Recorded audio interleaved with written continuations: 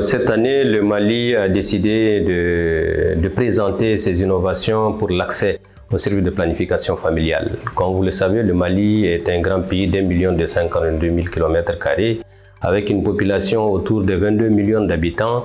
Nous avons un indice synthétique de fécondité de 6,3 et nous avons une croissance démographique de 3,6.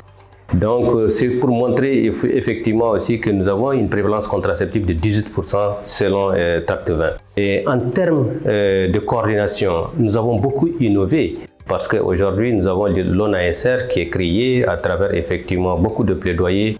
Et l'ONASR, au niveau de l'ONASR, nous avons un département chargé de la planification familiale. Le CRED étant le document stratégique de développement du pays a aussi planché sur la planification familiale comme vraiment un outil de développement économique. En plus de cela, nous avons l'AUDMET qui est un outil aussi qui nous permet de toujours évaluer le gouvernement par rapport aux différents engagements pris. Le secteur privé a été aussi impliqué avec la collecte de données du secteur privé. C'est aussi vraiment innovant et les ressources domestiques ont été aussi vraiment mobilisées au cours de l'année 2021 et 2022. Nous avons eu ces bénéfices-là. Pour l'amélioration de la création de la demande et de l'offre de services, le Mali a eu à faire des avancées significatives et à innover dans le monde du digital, notamment à travers les e-campagnes, l'application Maya, ICNA et Viamo qui permettent de relayer la bonne information en matière de santé de la reproduction et de planification familiale, les droits en santé sexuelle et reproductive et avec des contenus tels que des vidéos et des jeux éducatifs. Il existe également la ligne verte disponible au 37 321 pour relayer la bonne information en matière de santé de la reproduction et planification familiale. Ajouté à cela, le Mali a également mis en place des centres d'écoute synchronisés au niveau des radios. Le Mali a également organisé des concours sur les thématiques de la santé de la reproduction et de la planification familiale au niveau régional et sous-régional. En dehors de cela, nous avons également Djikisigi qui est la fête des mariages initiée par l'État malien.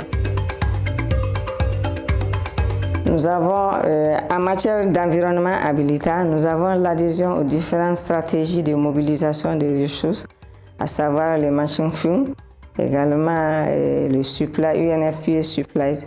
Donc nous avons la participation de la communauté à travers les caisses de solidarité. Nous avons la mise en place également des comités gestion, nutrition, gouvernance qui sont composés des hommes, des femmes et des jeunes qui sont couchés sur les thématiques des SR. Dans le cadre de l'offre et services, nos innovations sont d'abord l'élaboration d'une plateforme de référence évacuation appelée Community Connect.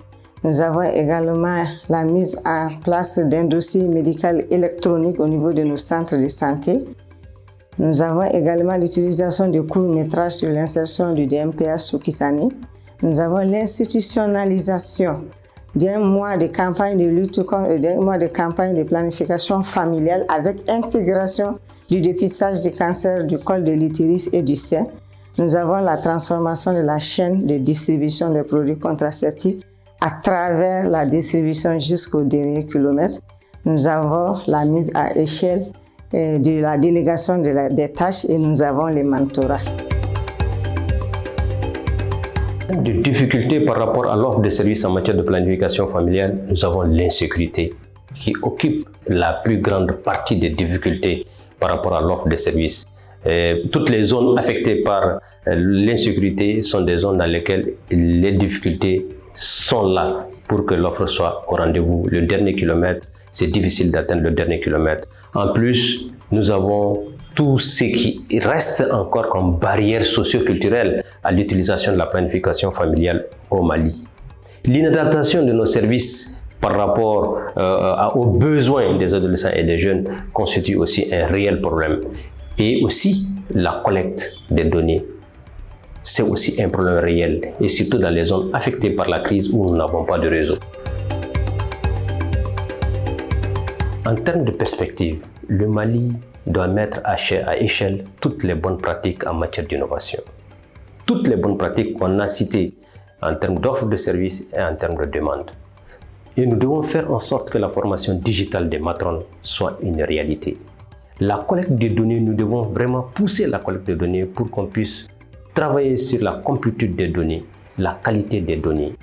La e-campagne constitue un moyen important de mobiliser les jeunes et les adolescents vers les services de santé. Donc il faut 2 campagnes annuelles pour qu'on puisse vraiment mobiliser les jeunes.